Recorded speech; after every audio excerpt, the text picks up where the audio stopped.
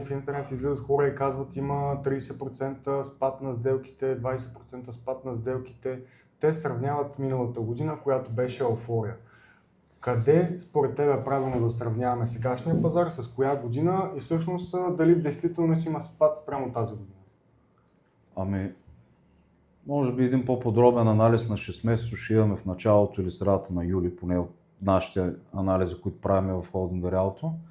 Юни още не е свършил. Да, първите месеци от началото на годината показва спад на брой запитвания, известен спад и при купувачи, при сключени сделки, но имайте предвид, че сега обръща се към хората, които ще го гледат, че това се е случило в почти всяка една, да не казвам всяка една страна, която приема еврото. Първите месеци са периоди на напасване, хората са по-внимателни, съблюдават доколко ще се оскъпи самия живот, колко ще скочат цените, дали ще могат да спестяват и чак тогава отново се активизират да купуват, защото ние май месец вече го виждаме едно възстановяване на клиентския интерес, както беше в по-предни периоди.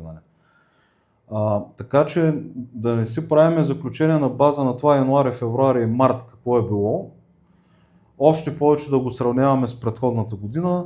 Мисля, че в момента, особено от последните 2 месеца, по-скоро влизаме в един балансиран, нормален, адекватен пазар за двете страни. Защото ако преди сме чували с теб нееднократно, ама ето да остава сега днеска вечерта депозита, утре да не ми вдигнат цената, и съгласи се, това не беше много нормално. Това не е балансиран пазар. Пазар. Пазар, в който всеки месец цената на имотите слиза надолу, също не е нормален пазар. В момента пазара е такъв и се надяваме за напред да бъде такъв. Двете страни могат да получат една нормална, адекватна сделка и да няма силно осезаемост едната страна да е пострадала. За мен това е балансиране.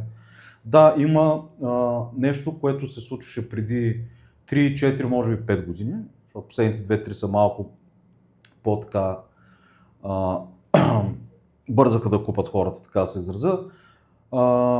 Хората вече правят едни 14, 15, 16 огледа, може би вземат решение за покупка, може би между 5 и 15 оглед вече горе-долу събират смелост да направят предложение за някаква оферта. Нали? Да, като миналата година. Като миналата година, 3, 4 до 5 оглед давай, нали, ако успее да договоря цена, успее, ако не, така ли иначе пак ще го купа. Да, дори депозитите, които се случваха в миналата година, бяха голяма част на цена, за да не се подобрят условията. В момента се предлага цена с някаква малка отстъпка, макар и мина тази истерия, която за мен беше малко да купиме до 1 януари. Да, то всъщност последните 6 години са изключително турбулентни. COVID, войната в Украйна, инфлацията, печатането на пари.